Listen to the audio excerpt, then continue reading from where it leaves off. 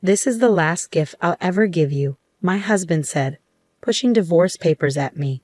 "I've decided to marry someone else, so thanks for being a money machine until now." The man I had been with for many years turned out to be a terrible person. This is the story of how I got my revenge.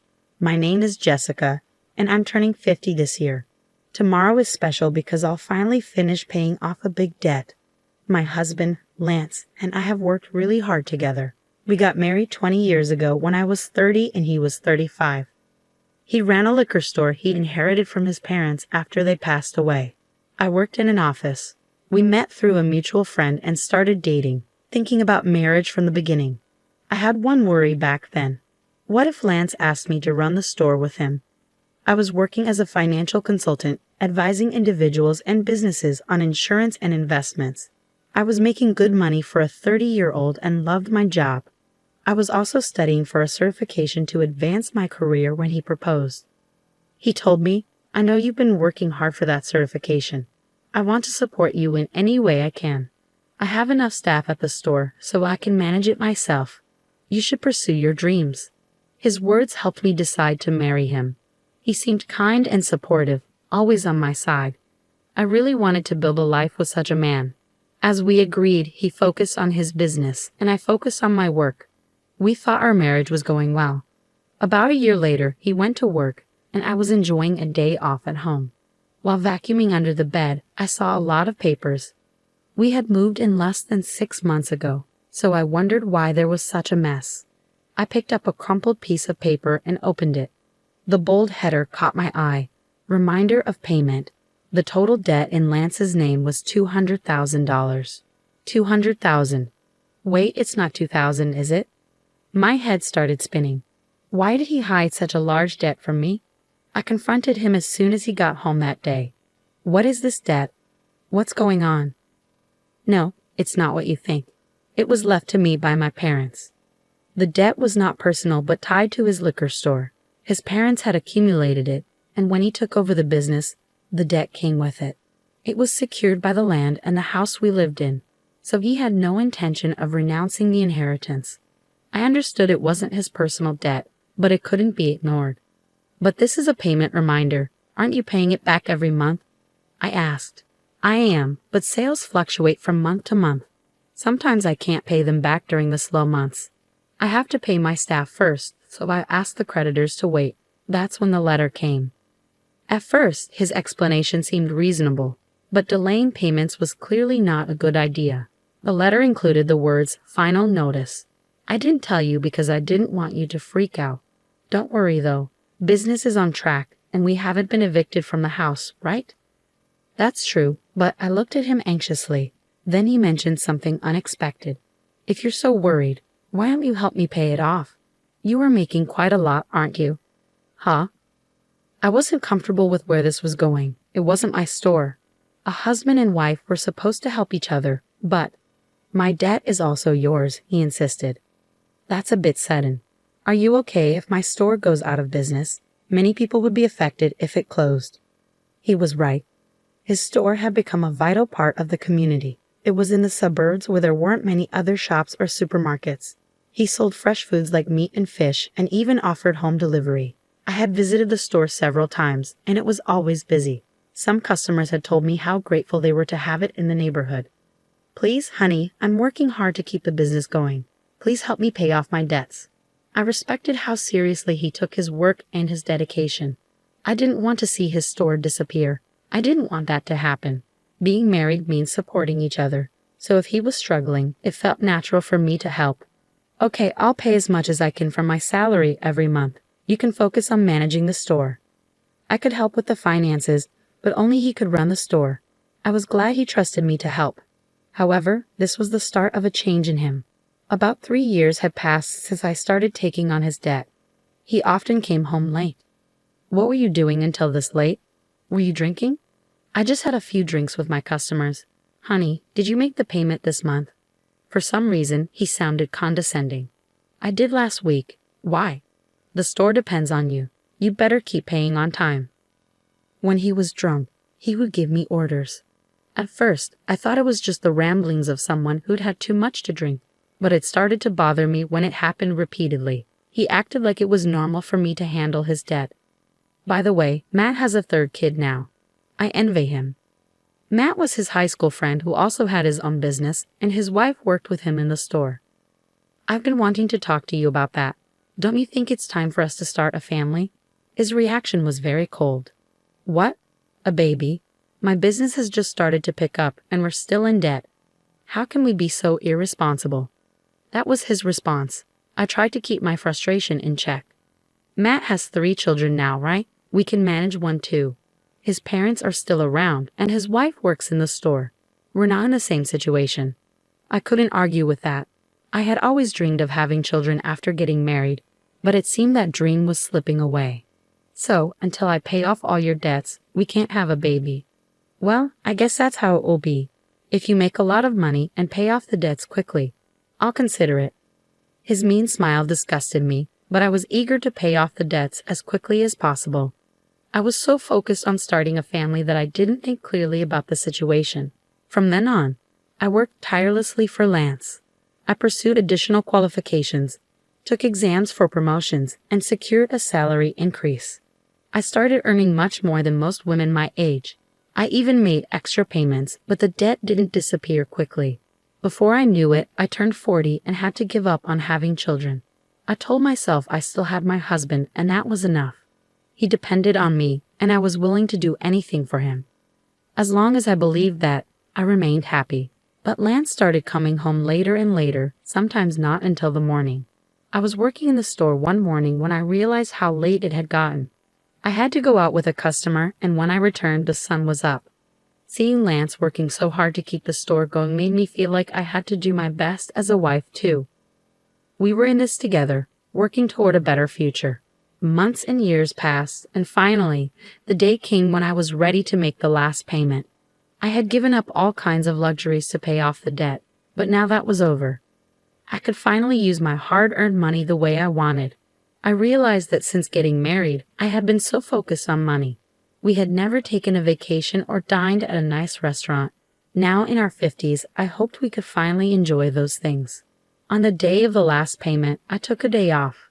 I made a special dinner, prepared a bottle of wine, and baked Lance's favorite chocolate cake. I wanted to celebrate our new debt-free life together. When he came home from work, I had everything set up and said, "It feels like the last 20 years have gone by so fast, doesn't it?" He seemed to be trembling and kept his head down. I thought he might be crying from happiness, but then he started laughing in a way I had never heard before. "What's going on? Are you okay?" The man who was supposed to be my husband said something shocking. "You are dismissed. I'm grateful for the past 20 years. Thanks to you paying off all my debt, I'm free now. Great job. I don't need you anymore." "What are you talking about?" I was completely confused. Then he pulled something out of his bag. "This is my last present to you." The bold letters on the paper read "Petition for Divorce," and it hit me hard. He continued proudly, "I've decided to marry someone else, so you're no longer useful to me. Thanks for being my cash dispenser all this time." "You're getting remarried? Have you been cheating on me?" I remembered how he always came home late, claiming it was for work or socializing. While I was working hard to pay off his debt, no way. He kept his smug expression. "I would never cheat. I've already found someone else I want to marry. I wanted to wait until you cleared my debt before divorcing you." Tears filled my eyes as I looked at the ruined celebration. "Get out of here." He handed me the divorce papers. My anger flared up faster than my sadness or despair. "Fine, but you won't regret this," I managed to say through clenched teeth. "No, I won't. Why would I regret divorcing an old hag like you?" "An old hag? If I'm that, then you're just an old fart," I shot back.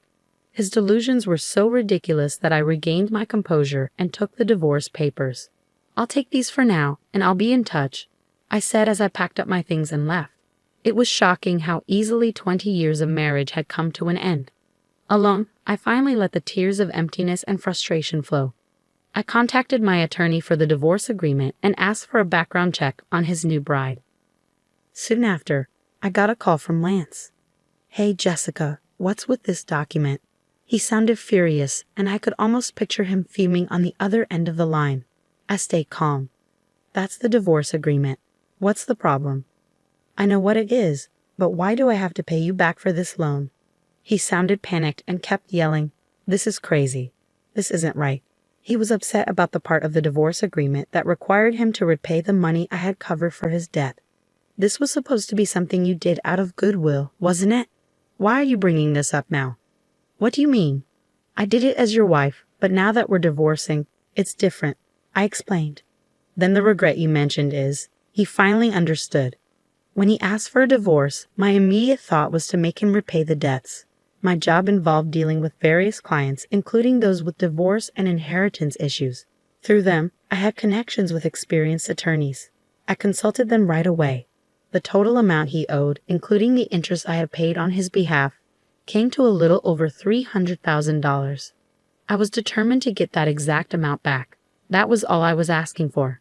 He must have realized how serious I was by my firm stance and by seeing the name of a well-known attorney on the document. He had thought he could get rid of his wife without any financial obligations, but he was completely mistaken. "You know I don't have much money," he said. "Well, why don't you sell the store to cover it?" I suggested. "If I do that, I won't have anything left." "You're like Satan," he retorted. "You're only 55. You could still find another job if you needed to," I pointed out. "Give me a break," he snapped. My conversation with him was completely nonsensical. I wanted to hang up immediately, but there was one last thing I needed to ask. "By the way, how's it going with your new bride-to-be?" "That's none of your business," he snapped. I couldn't help but laugh at his abruptness. "Sounds like you're having a tough time." "Good luck," I said as I was about to hang up. "Wait, I've decided not to marry her. We can start over," he begged. For some reason, he thought he could plead for another chance. I shouted my final words and hung up. "Start over. Don't kid yourself. I don't want you." I had been married to this man for 20 years. I wondered if I looked even more foolish than he did in the eyes of others. I had genuinely respected him until the divorce. I had seen how hard he worked for the store and his customers, and I wanted to support him. 20 years later, I realized Lance was just a fool. The remarriage he talked about was nothing more than a fantasy. It all started when he flirted with a teenage university student who worked part-time at his store. "You're so cute, Melissa. Will you be my wife?" he asked her. She played along, jokingly saying, "Well, I might consider it if you let me be a full-time housewife." The truth was, she never took him seriously. The idea of marrying a man nearly 40 years older was just a joke to her. When Lance kept pushing her to marry him, she was horrified. Her parents had to step in and get a restraining order against him. When I read the private investigator's report, I laughed so hard I almost hyperventilated. When Lance started coming home late, I thought he was just working hard. Little did I know, he was actually hitting on young girls at bars and strip joints. He would boast, "I'm surprisingly popular with young girls. As a salesman, I have this easy-to-talk-to aura and get along well with them. I'm told I look younger. Don't you think so?" The girls apparently found his comments cringe-worthy. He saw me only as a cash dispenser and had an inflated view of himself. In reality, he was seen as a joke and almost got in trouble with the police for being a stalker. It might have been better if he had cheated on me, but he couldn't even manage to have an affair. His real goal was to marry a younger woman because his friend Matt had a grandchild. Matt told me. As soon as he saw my grandchild, he said he wanted one of his own. I scolded him for saying that. You were paying off his debt, and I was very tough on him. But I didn't know he'd go this far. He was completely humiliated. I'm glad I didn't spend my golden years with him, I thought to myself. The divorce was finalized. Since the property division wasn't straightforward, he tried to negotiate for his benefit. But he gave up when he saw my well-known attorney. I was surprised how someone so gutless could stay in business for so long. He ended up selling the store to pay me back. Luckily, his employees had left him before he sold it, so they weren't affected. Many customers were shocked when they learned he was selling the store to repay his ex-wife. His demand for a divorce led to his downfall. The story spread through the community like a comedy. Even if he hadn't sold the store, the bad publicity would have hurt his business. Selling it before going bankrupt was probably for the best. The money from the sale wasn't enough to cover what he owed me, so he still works part-time jobs to repay me. I occasionally get messages from him. "It was all my fault. Can we get back together?" I was crazy back then because Matt was showing off his grandkid. Despite blocking his number, he kept calling from different phones until my attorney warned him, "If you contact your ex-wife any further, we'll file a restraining order." The calls stopped after that. As usual, he's scared of the attorney. By the way, guess what I do now? I'm a marriage counselor. When I turned 50 and wanted a new career, a friend opened a matchmaking business and I joined her. I left my old job to help singles find partners and offer advice on financial matters between couples, like insurance and investments. It's been a success, and the number of clients quickly grew. Couples who want honest and thorough discussions appreciate our unique service. I've learned a lot from my own experiences and don't want others to make the same mistakes I did. Although my salary is a bit lower now, I enjoy helping others find happiness every day. I found my own happiness after getting rid of my ex-husband, and now I'm dedicated to helping others find theirs.